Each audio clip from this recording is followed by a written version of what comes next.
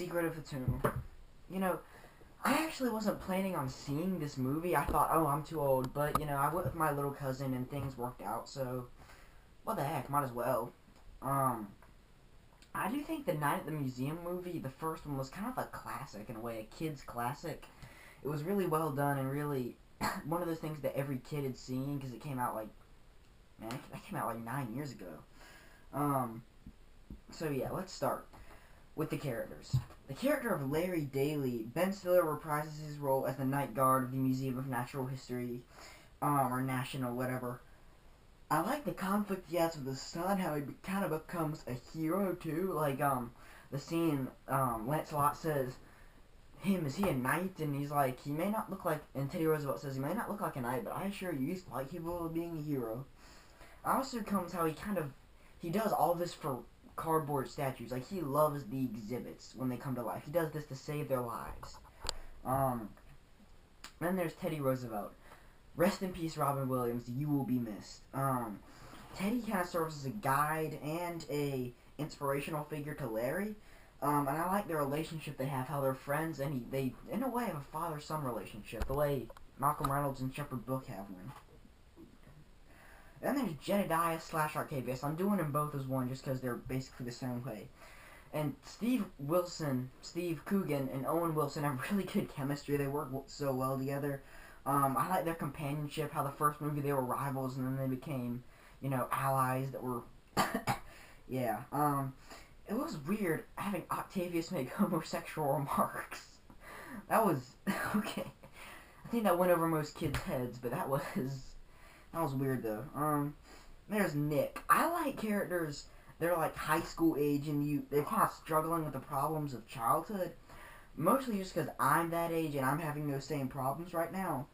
I like how he's having trouble deciding what he wants to do with his life, and that's something I can relate to. And I like how in this, he stands up to his dad. He's like, I know what's the right thing to do right now. This isn't best for me in the far future, but I know it's the right thing to do right now. Yeah. Then there's Lancelot, played by Dan Stevens. He goes through a really good story arc in this.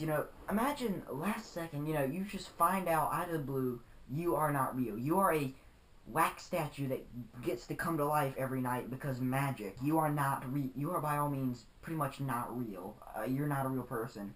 And I like, he deals with that in a really cool way. He sits there and it dawns on him, I'm not real. And you can see him just sit there.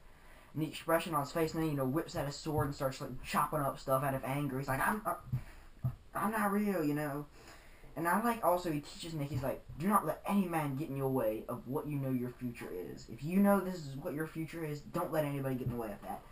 That was really cool. And all of the other characters, like Attila, Sacagawea, and Tilly, and Dexter, and La, and Achman Ra, they were just there to be there, kind of. Alright, and the plot. So, the tablet of Achman Ra is getting all this weird corrosion on it, and the exhibits are acting weird. Like, Teddy Roosevelt's, his hands freeze, and he starts, quoting a bunch of stuff, and he starts going, kind of weird. And they all have to go to the British Museum to fix it. This movie actually was a really good family movie, and had comedy, accent, heartbreak, and excitement. I like how in Larry and Nick, their conflict was good. They're debating about college and what to do and what he should do and, how to finance it. And it was cool how Larry, he grows to love the exhibits as their people. So, skip to this time on the clock, skip the spoilers, blah, blah, blah, usual. And I thought the whole time, all they had to do was put moonlight on it. I thought that was very anticlimactic. They fought sea serpents, recruited Lancelot, been driven away. All they have to do is put moonlight on it, and that solves all their problems. I mean, they could have done that at they could have done that at the National History Museum by accident. Yeah. Also, Ben Kingsley as Achman Ra's father was really underused. I mean, really underused. But the final scene where Larry says goodbye to all the exhibits, and he's like, you're not gonna wake up again because the tablet's back in Britain. He's like, that was really touching and really heartwarming. What do? They say, crud.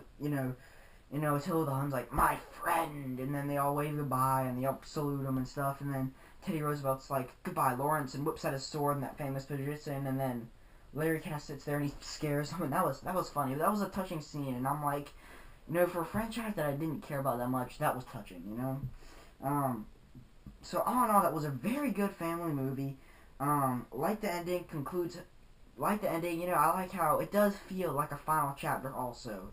Especially the last scene. It feels like, okay, this is the last scene in a franchise, not just the last scene of a movie. Probably, I'd give this movie 7 out of 10. Really good.